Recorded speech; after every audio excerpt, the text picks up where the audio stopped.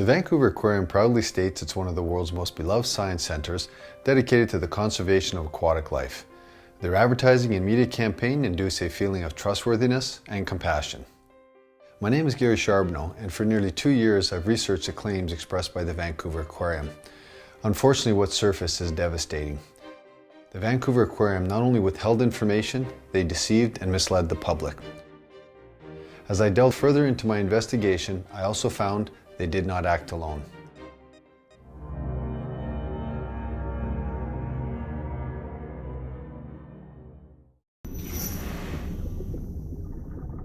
In 2004, the Vancouver Aquarium revenues were over $22 million.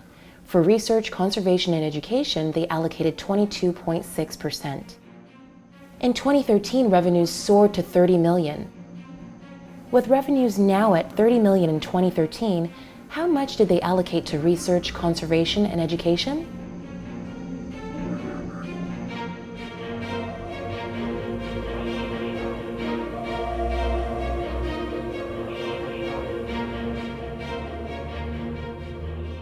So there's a big difference there, obviously.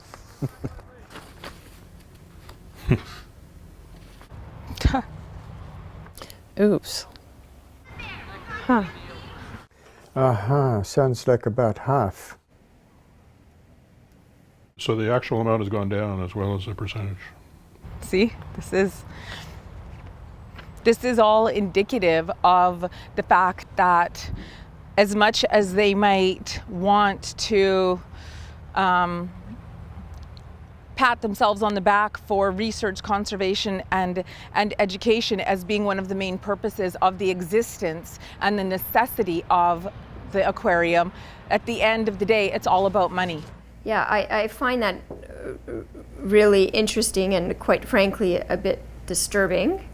If the argument is that conservation, research, and education is the Vancouver Aquarium's key mandate and the key reason why they need to have cetaceans in captivity, then I just don't understand why there is such a decrease in such expenditure.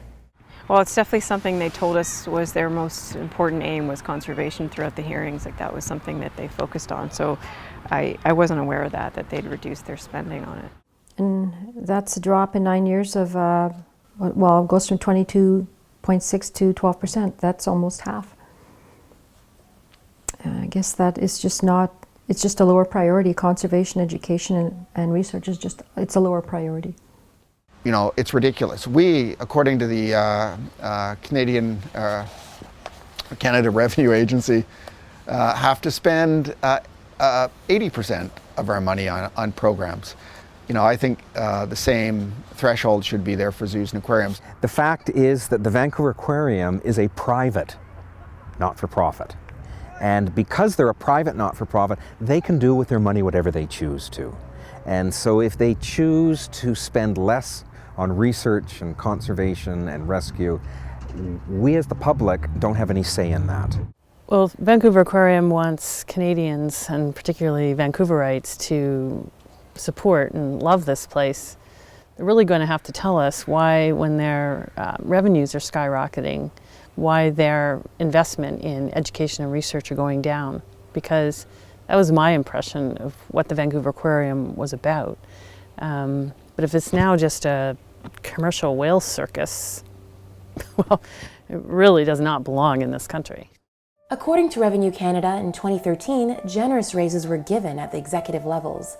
There are now 8 people making over $120,000 a year, 2 of those over $200,000, and John Nightingale now over $300,000. When I received this information from Revenue Canada, I contacted the aquarium and asked if these salaries were Mr. Nightingale's and Mr. Wright's. Although they couldn't provide any names, they said generally speaking the CEO and the Vice President do earn the most. However, when my film was released, I was informed that Mr. Nightingale and possibly Mr. Wright are not paid by the aquarium. They're actually paid by a for-profit company called Vancouver Aquarium Management Ltd. In the past, the public could view all employee salaries from Revenue Canada, but that changed upon Mr. Nightingale's arrival in 1993.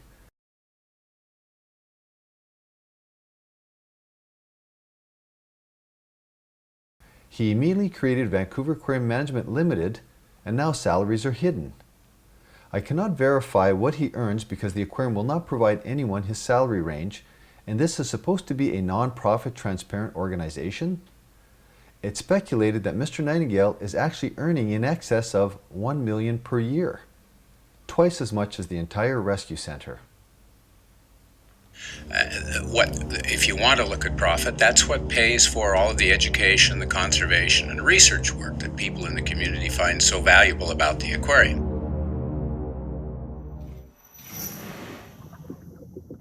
The goal of our marine mammal rehabilitation program that's been running for about 50 years now is to try and get these animals that come into our centre turned around, get them well, and get them back into the wild.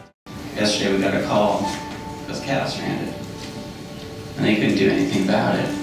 They could call us, we were ready to go. We had a veterinarian, 2 technicians, ready to race to the airport. We were going to pay for everything, we set up a pool. It just didn't have the infrastructure in place.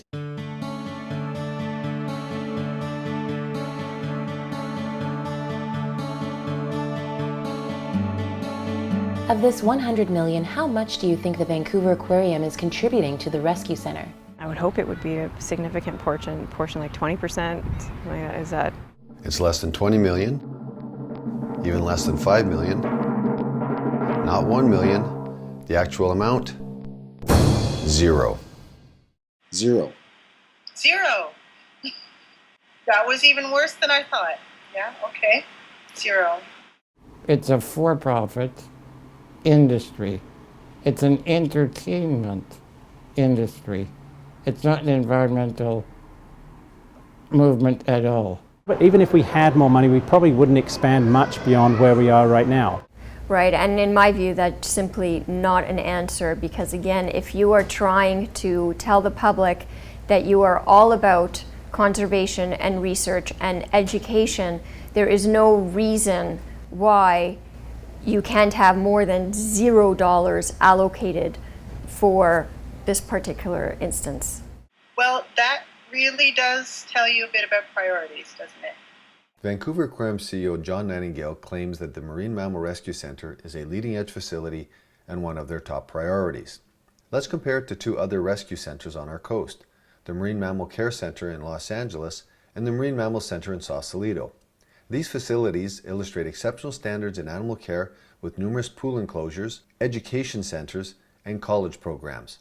But unlike Vancouver, they do not charge admission and they have no captivity. When you consider there is no admission and they have world-class facilities, one can only imagine what our rescue center encompasses, especially with the aquarium earning over $30 million a year. Sadly, our Marine Mammal Rescue Center appears disheveled and is exceptionally small in comparison.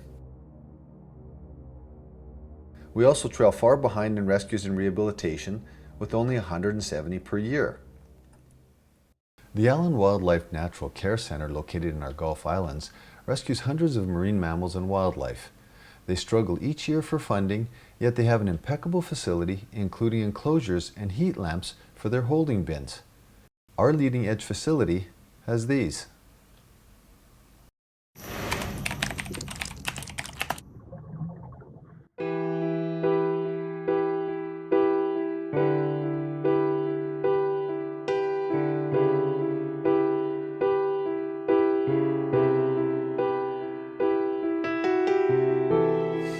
One issue which arose was breeding of beluga whales. CEO John Nightingale declared the Vancouver Aquarium has no breeding program. We don't operate a formal breeding program. The aquarium doesn't have a breeding program. The Park Board commissioners believed there was no breeding program. However, they were surprised at what Dr. Gato's report uncovered.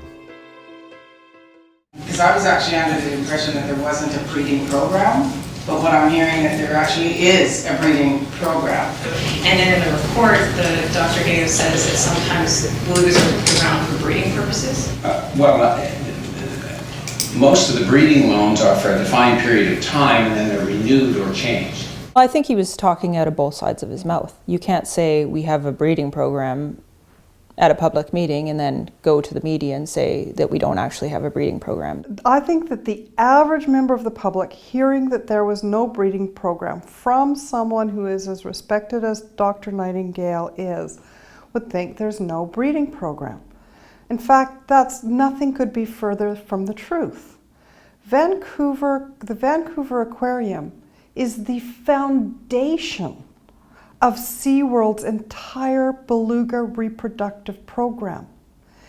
If not for the Vancouver Aquarium belugas, there would be no SeaWorld reproductive program for belugas, none.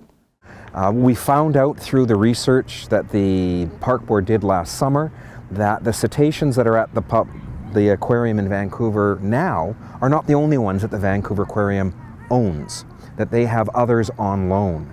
And that was something that the park board didn't know or didn't understand. The aquaria and zoo facilities actually are breeding even more vociferously than the animals would in the wild. They're breeding younger and younger animals through artificial insemination, and they're just turning a lot of their animals into baby-making machines. Even those animals that are born in captivity still have the evolutionary need to be in that kind of environment and perform those kinds of behaviors, and they will be just as miserable as any animal brought in from the wild. So a captive breeding program does not solve that problem. But these animals aren't being conserved at all. They are born in captivity, and by being born in captivity, they will never learn the skill they need to survive and flourish in the wild. This means that any animal that is born in captivity can never be released back into the wild. So one ends up spending all his life in captivity. And if this is conservation, I don't know how do they find conservation. My sense is that breeding programs are intended only to benefit the captive facilities, the industry, if you will. And I do think that at this point, it's most appropriate to look at the end of the captive industry and not its perpetuation. Also trying to figure out which of your whales have logged the most air miles. Is he going to float around for his services? He's probably made 4 moves since he left in 1997. Nanook is an unfortunate example of an animal that they use for one specific purpose, and that's for breeding. So he started out, he was caught in the wild in the early 90s. And since then he's been flown to Vancouver from the Arctic, and he's been moved to SeaWorld in San Diego, Texas. All in all, he's got, I think, 11,000 air miles on him, moving from park to park. He's been manually stimulated apparently over 40 times to collect semen for artificial insemination, as well as the regular mating program. It's unfortunate, but that's what his life was.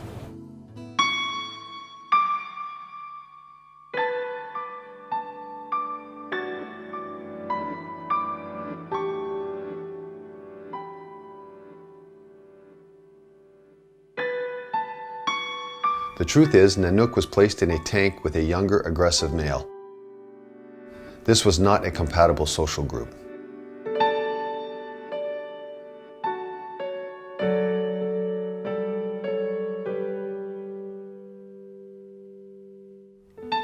In the wild, belugas can swim away from others to avoid altercations, but not in aquaria. This is unnatural.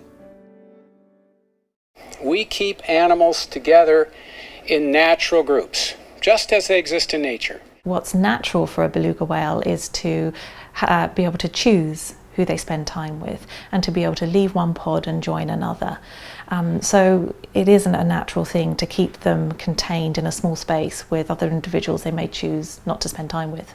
So do you think John Nightingale is being disingenuous when he says that their breeding comes naturally? Yeah, well, it's a complete lie.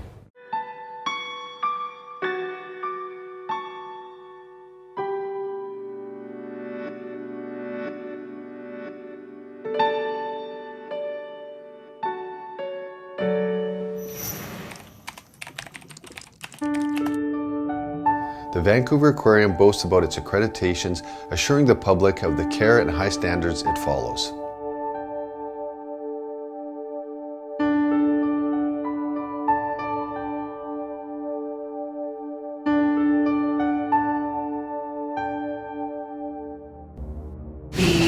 government level of accreditation seems low. Do you have any comments on that? Right, and it's really, that's a good point. Because I guess I had some specific concerns on my reading of the Animal Welfare Act. One of the things I read was that a cetacean that's about 2.3 meters, the minimum requirements is that it's 7-meter dimensions. So I have a lot of concerns about whether that actually is fitting with the well-being of the animal. You can imagine a 2-meter creature in 7 meters of space. Those standards are 25 or 30 years old now. Some of the details about the standards that they're relying on, I think that definitely personally caused me a lot of concerns. And although the aquarium may be meeting all the standards are so low that I wasn't confident that they were high enough to protect the creatures. Can we trust these accreditations? Let's look at other CAZA accredited facilities. A major reason for my leaving Marineland was because the state of the facility was just so poor. The chemicals we were using to try to maintain the water were really harming the animals. The dolphin's skin was flaking off, their eyes clutched shut. We had to hold their mouths open to feed them and to get them their appetite stimulants. I mean, we couldn't even train them to open their eyes till the damage was just so extensive. You know, I've been told by trainers that have since left as well, but were there after I had left, that they're essentially blind now. And these were the Vancouver Aquarium seals. That's right.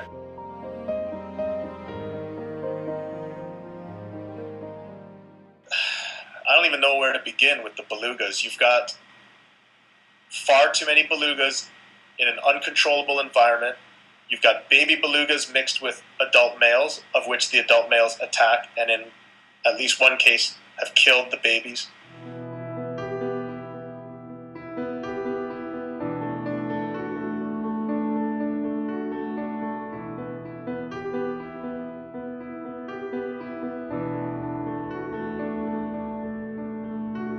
Well, you know, it's on the record all over the place that certainly I and my organization don't have a very high opinion of CAZA. We think they're primarily a group that is not there to represent the animals, but to represent their member interests, their institutional members' interests. They've certainly come to the defense of Marineland numerous times in the past. You know, we have a problem right now with a lone orca whale at Marineland.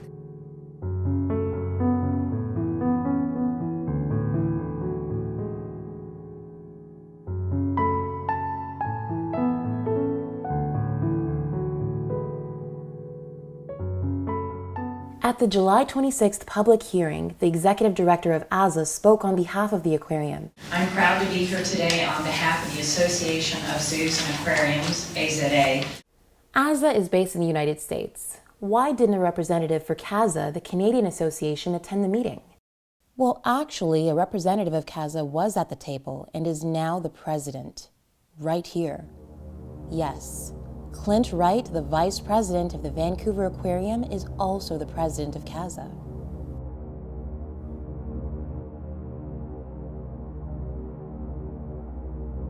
President Clint Wright. Yeah. Yeah. Right. They're accrediting themselves. That sounds like a club. At the very least, I would say that it is certainly that there's an apprehension of conflict and or bias. They've set up a system that benefits them because they were able to. It would be hard to claim it's an independent organization. Yes, well, these industry accreditations that go on, I see the same thing in the salmon farming industry. They're really just a smokescreen trying to convince the public that that they're good. What I would say is that CAZA is not a government licensed body. Their accreditation is within their own organizations. I would not ever take CAZA as an independent source for information about zoos. Okay, so accrediting associations like the AZA, like the Canadian version, like WAZA, the worldwide version, These are all trade organizations. They're nothing more. Their purpose is to support the existence of zoos and aquaria. So when you think about it, accreditation from the AZA is really nothing more than the fox watching the hen house. It is not an objective body by any means, and has a vested interest in promoting zoos and aquaria.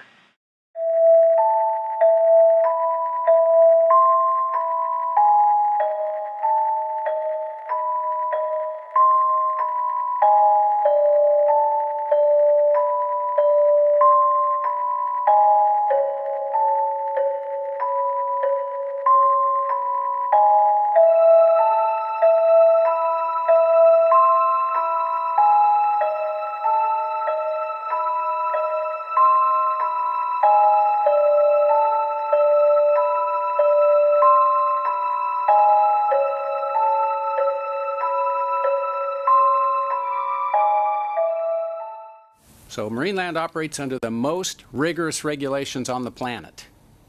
Today, the Ontario SPCA served Marineland with an additional 6 counts of animal cruelty under the Ontario SPCA Act, totaling 11 counts of animal cruelty and neglect. Once the calf is born, then that calf is basically taken and traded or given to somewhere else, or does it stay specifically with its mother? Well, it's going to stay for a minimum period of time. It's going to depend on what the species, but we know what the social needs of the animals are and how long the mothers and calves would stay together, and we're not going to break that bond.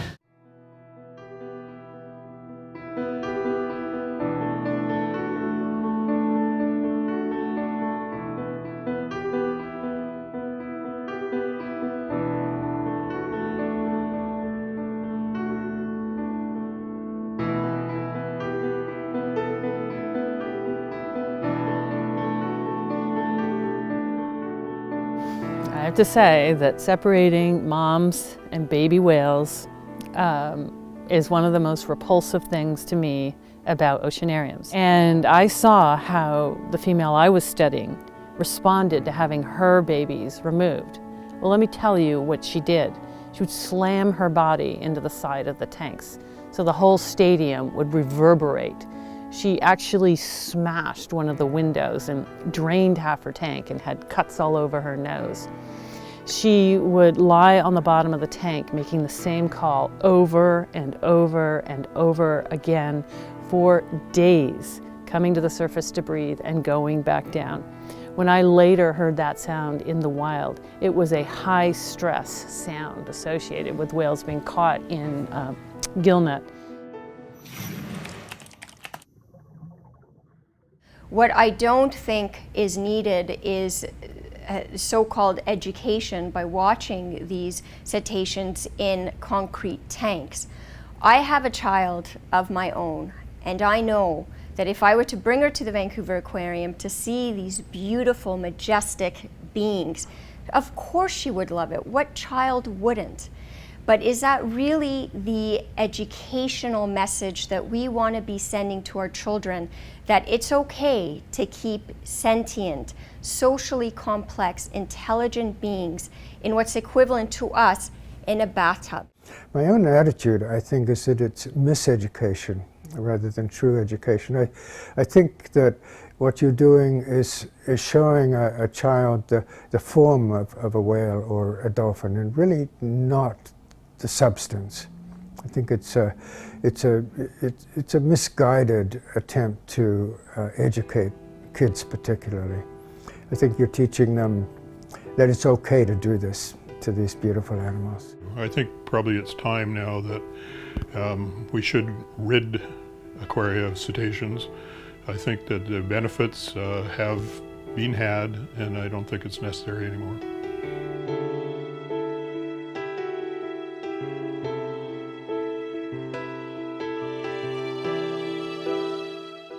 My colleagues and I have written and published peer-reviewed papers on this subject, and we've looked at the so-called evidence, the evidence that the AZA claims is there and so forth. And I can tell you unequivocally, there is not a shred of evidence that dolphin and whale displays are educational in any really meaningful sense of the word.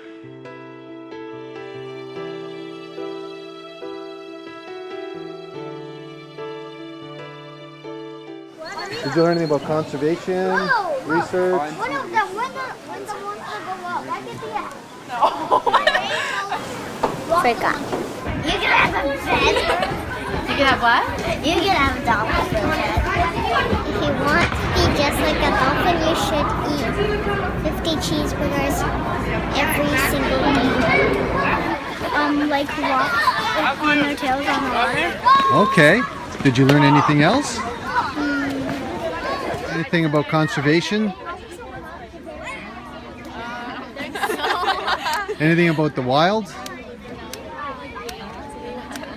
Anything about conservation? Probably. Yeah, I don't remember. Okay. And did you learn anything in the wild at all? Not really, No? no. Nothing? It takes an hour to train them, or a year, sorry, my bad, to train them to do tricks. Did you learn anything about conservation? I don't remember. I'm sorry? I don't remember. If we were dolphins, that we had to like 50 cheeseburgers every day. Dolphin can jump high. So whoever said tricks, our whales have never done tricks.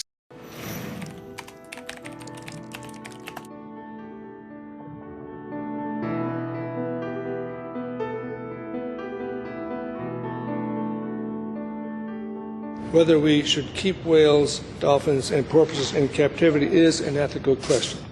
I do not think it is a difficult one to answer. The bottom line is whales and dolphins do not belong in swimming pools. Marineland and the Vancouver Aquarium have attacked this proposal.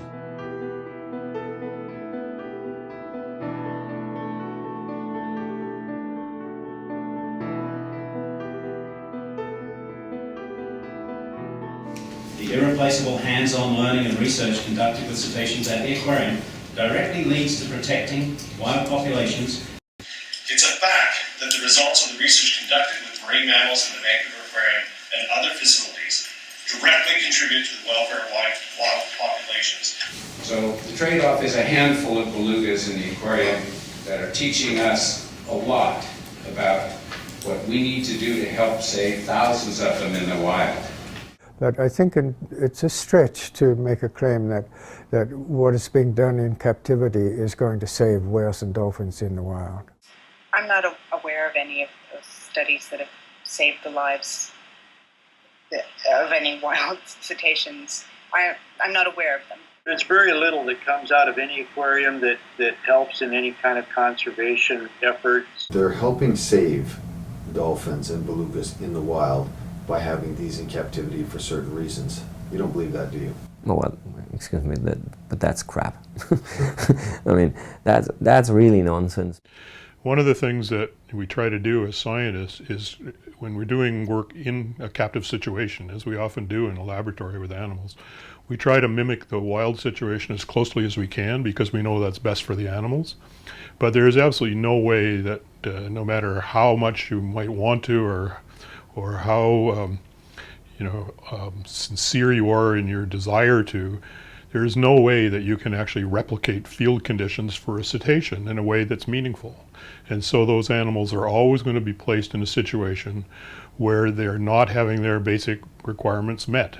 And that must result in animals that are stressed, depending on how you want to apply these terms, they have various other kinds of negative affects like loneliness and things like that, because they just cannot create the conditions that they require in the wild and to which they have evolved an adaptation to through evolutionary time.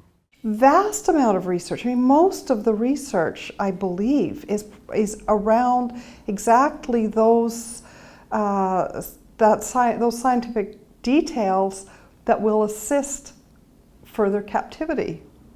They're not about maintaining the health of a wild population.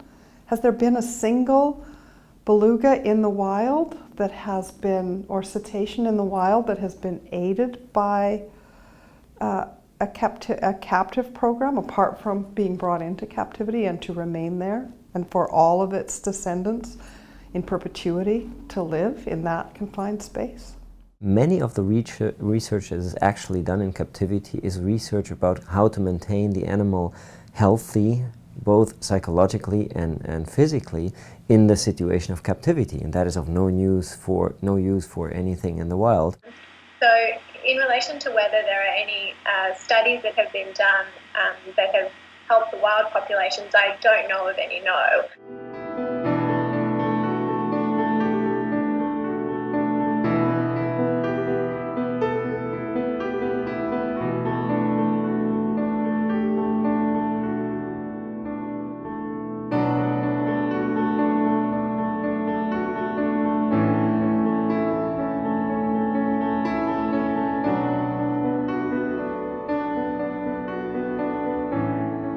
The research that's being conducted at the Vancouver Aquarium is, the results are always forward-looking. It's always, this is going to help, animals in the wild. In the future it will, but to date, not one. I mean, they've had belugas at the Vancouver Aquarium for 50 years, and there's not a single wild beluga that's benefited from that yet. That the research we do here and the public engagement, all designed to focus more attention on Canada's belugas and Canada's Arctic, is probably vital to the survival of ecosystems and species, not today, but 5, 10, 20, and 50 years in the future.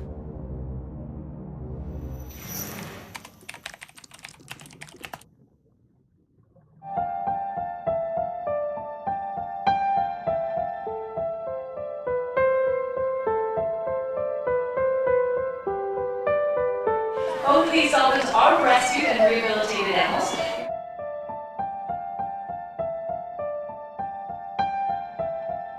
I think there's a few misconceptions around Hannah and Helen, our two Pacific white-sided dolphins. They were rescued in Japan. They weren't rescued by us. I'd like for you to know what really happened with Spinnaker. He was captured from the wild at 4 years old and taken from his family. He then spent 10 years at Osaka Ring Aquarium, arguably one of the best aquariums not only in Japan, but probably the world. The space and care for cetaceans at Osaka probably surpasses that of the Vancouver Aquarium. So how is it that the Vancouver Aquarium tells us that they gave Spinnaker a home? We actually took him away from any bonds he made during his time there. Helen and Hannah came from Enoshima Aquarium, and once again, another aquarium on par to that of Osaka. Helen was at the Enoshima Aquarium for 9 years. How's that a rescue? Hannah had no injuries, she was found emaciated and recovered, but for some unexplainable reason was deemed non-releasable. They're animals that couldn't survive in the wild. They were deemed non-releasable by the Japanese government. Deemed non-releasable by the same government that supports the drive hunt. It is legal in Japan to capture wild dolphins, and the governor issues a permit every year and sets a quota for the number of dolphins that are allowed to be captured and killed in Taiji. So in that respect, it's clear that there is no real incentive to capture a dolphin and then release it. You would be capturing it to either kill it or you'd be capturing it to sell onto an aquarium. So I think definitely the standards in terms of being deemed releasable are definitely different, yeah. I do know that the threshold for deeming something non-releasable seems to be pretty low when it comes to cetaceans. Japanese aquariums work with the same people who kill dolphins regularly. That is how things are done there. So if you're going to buy or accept dolphins from Japan, it's going to be enmeshed directly or indirectly with the industry that kills them. I think there's a likelihood that these animals were part of that at some point. If not, they certainly took 2 dolphins off of Enoshima's hands and created rooms in their tanks for them to get more. So again, they're not doing, the aquarium isn't doing it themselves, but they're participants in this industry and with the people that are doing it. The reason supposedly that was given in the press statements was due to strandings. However, we've only been able to find one proper stranding report which could actually relate to Hannah, whereas Helen and Spinnaker don't have those reports.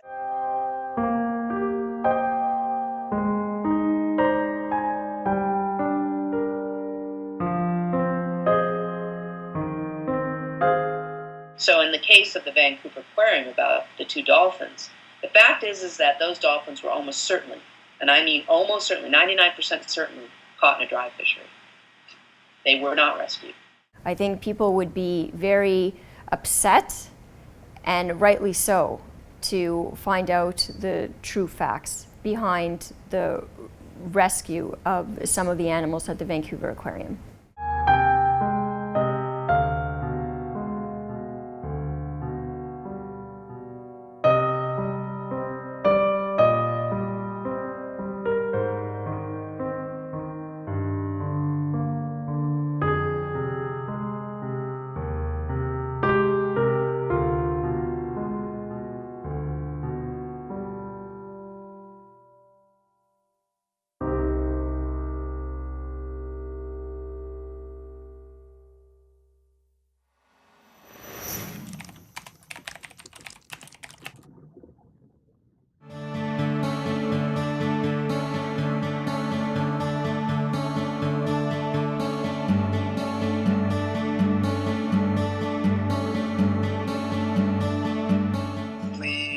Determine the age of belugas by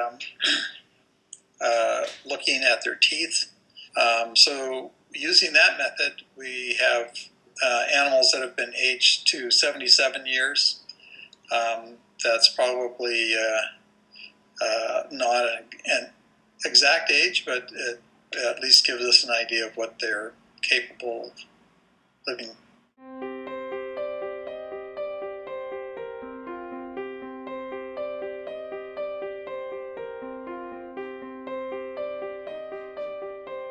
In filming this documentary, I've discovered some very disheartening information about whales and dolphins in captivity, but nothing shocked me more than what I'm about to show you. When this came across my desk, I was in utter disbelief. I thought to myself, how on earth could this still be going on today? And it is.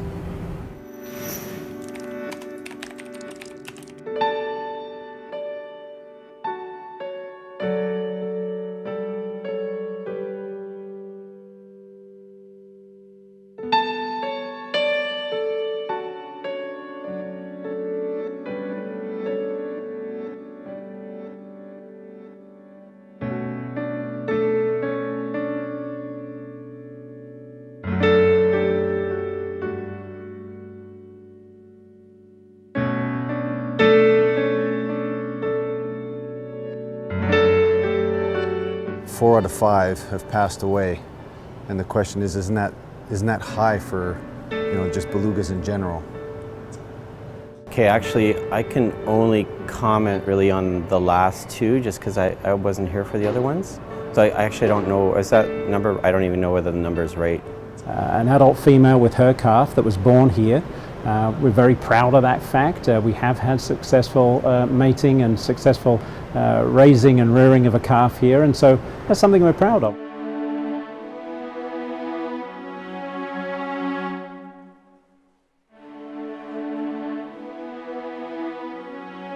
I believe Hannah had 2 that were stillborn, or they didn't make it. There's still 2 stillbirths from Hannah. That's right. So I think that's the concern from people, is that there seems to be a high death rate of infants, and it's not like that in the wild. Certainly not. Oh, it's absolutely like that in the wild. 4 to 1? Oh yeah, easy. Especially for first-time mums. Yeah.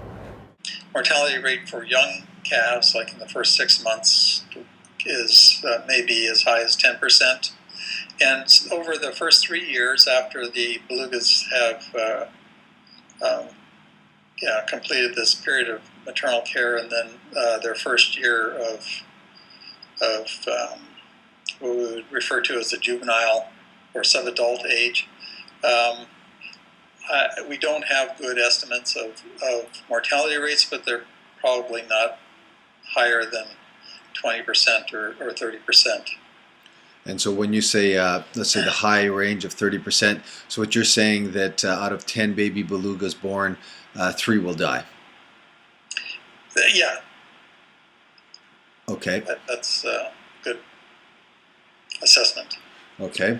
And the reason why I ask is because the Vancouver Aquarium has had 5 beluga births, and 4 have died out of those 5. So that sounds rather high, doesn't it? Well, for a natural population that had that rate of mortality for young whales would probably not be a growing population. It would probably be declining. I think that's a very high mortality rate for neonates and juveniles. I think in the wild, in an undisturbed wild location, it's so hard to find one that isn't full of toxins or other kind of disturbances at this point. But in the normal natural surrounding, there would not be that high of an attrition rate. I would say maybe 15 to 20% rather than 60 to 70%. So yeah, it's very high.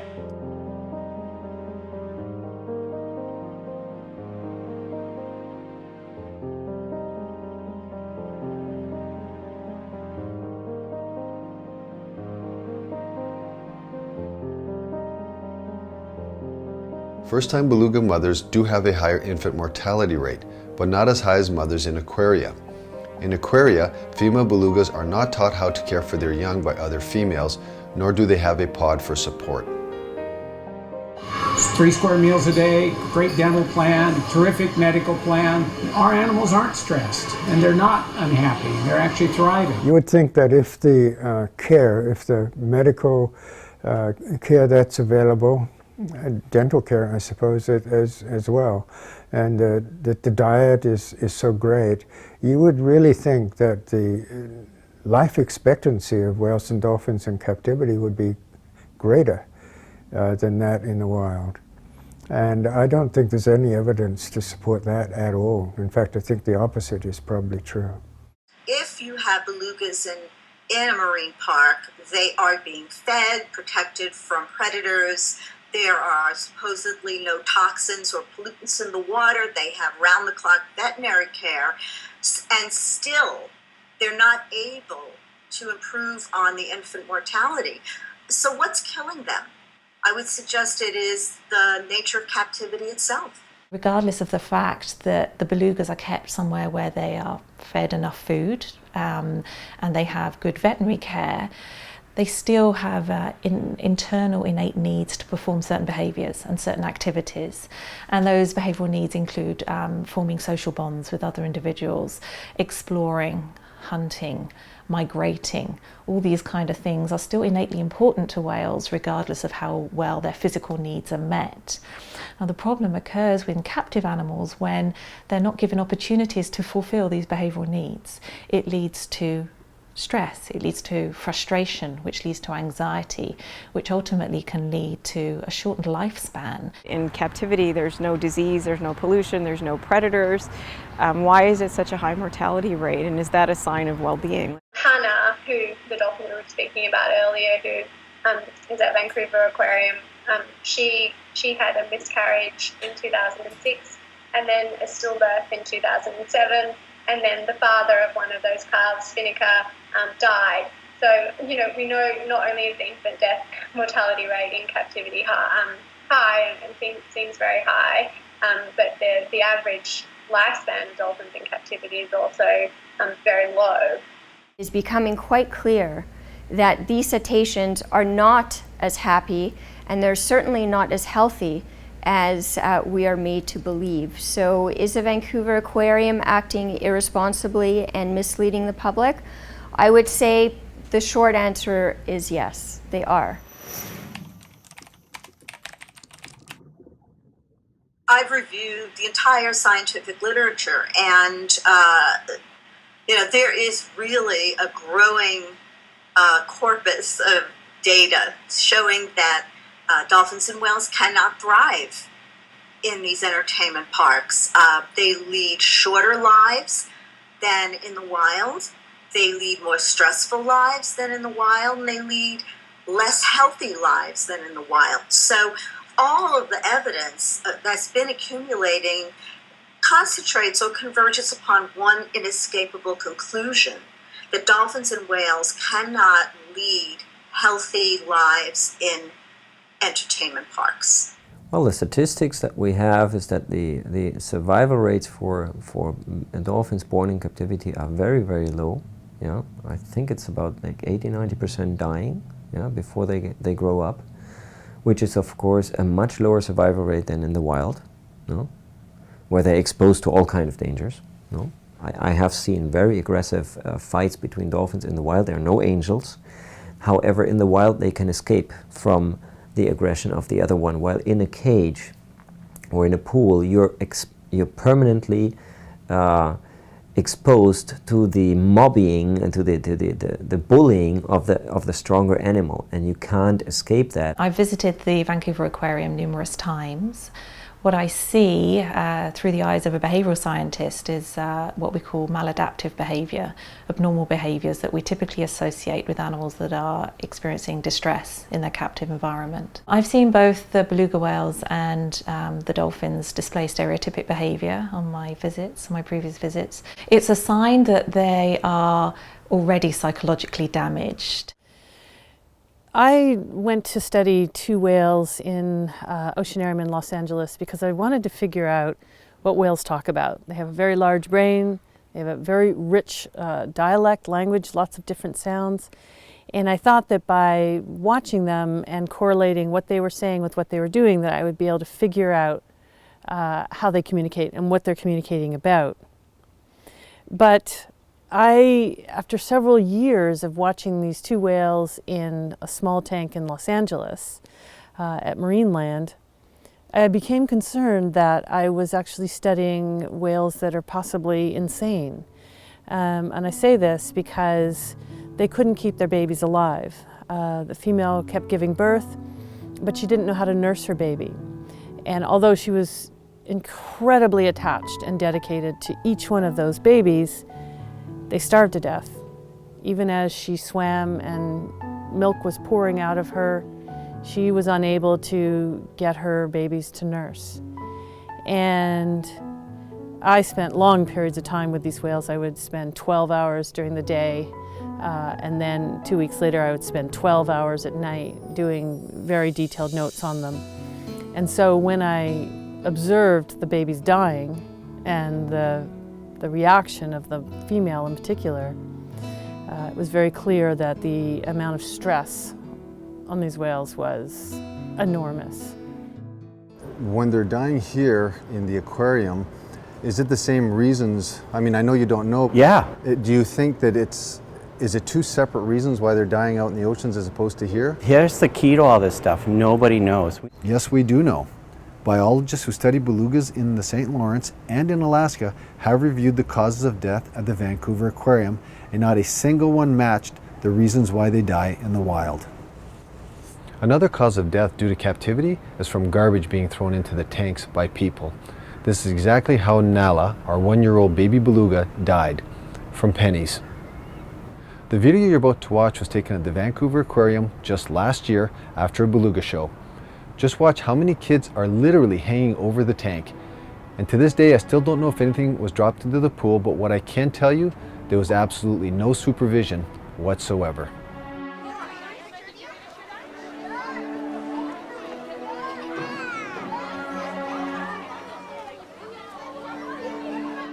Is it possible that they're dying because they're in captivity? No.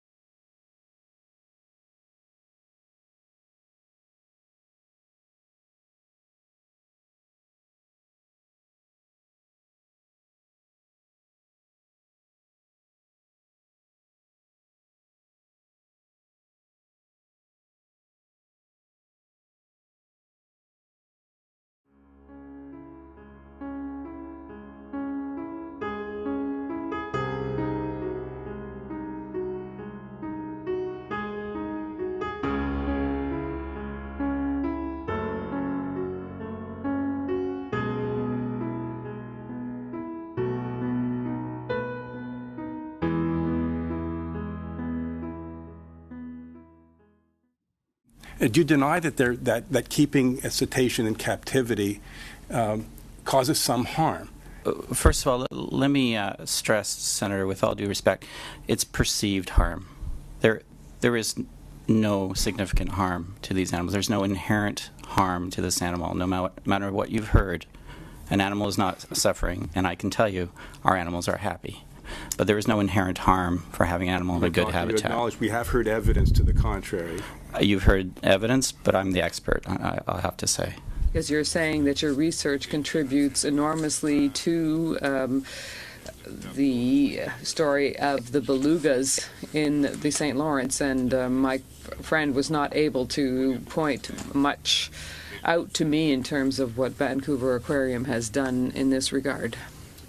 In the Arctic, what's the yearly range that a pod of belugas will swim? How far they swim in a year from one end to the other, and how far do they dive? Well, we're gonna have to ask a field scientist. You've gotten to the end of my knowledge, and in terms of diving depth, we'll have to get back to you. It really was the question of whether you've published any research on the general issue of captivity and the effect of captivity on cetaceans. All-around study on what happens to animals in human care versus not in human care. There is a massive study beginning that involves 10 or 12.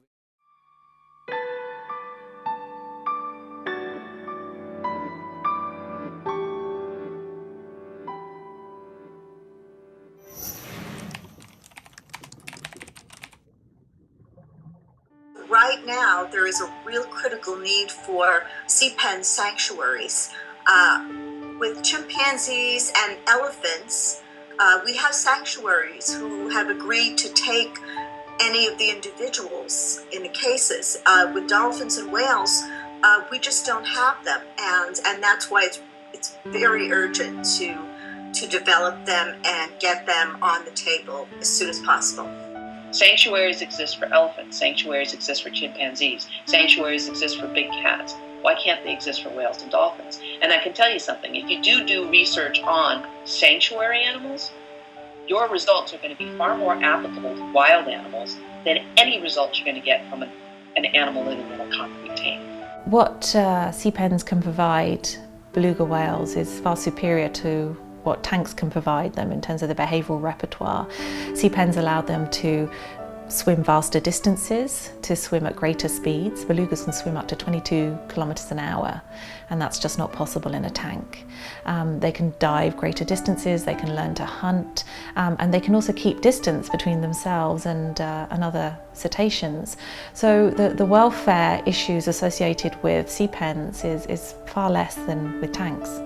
Vancouver Aquarium does have the ability to shift from the kinds of concrete tanks and displays that they offer now to sanctuaries. Absolutely. And, those of us in the scientific community who are really concerned about the welfare of these animals in captivity really do want to work with places like the Vancouver Aquarium because they have a lot of expertise, they know the individual animals, and there really is a viable way for them to shift to a better situation for the animals. All they have to do is say, yes, they're willing to do it. I'm going to point now to the National Aquarium in Baltimore, Maryland, which is a U.S. facility that is seriously examining the possibility of retiring its 8 bottlenose dolphins to a sanctuary in natural habitat. So they've made the decision that the public is becoming less comfortable with seeing these animals in traditional concrete tanks. So there's absolutely no reason for the Vancouver Aquarium to claim it can't be done or shouldn't be done.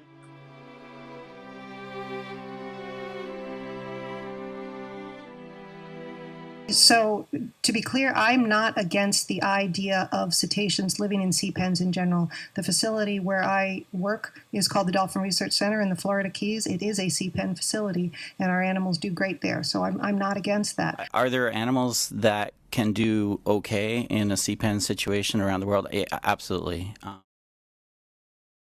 quite familiar with the Monterey Bay Aquarium and I was particularly struck by how remarkably successful this aquarium has been from the get-go.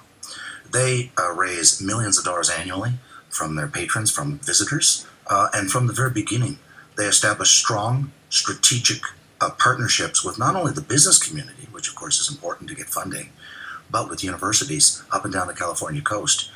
So the point is that they seem to have been very successful in generating very substantial support for them, and they seem to be immune from the criticisms from animal rights groups that have gone after other aquaria in North America. And so it seems to me that that model is perhaps the model that the Vancouver Aquarium may want to be looking at and studying much more closely.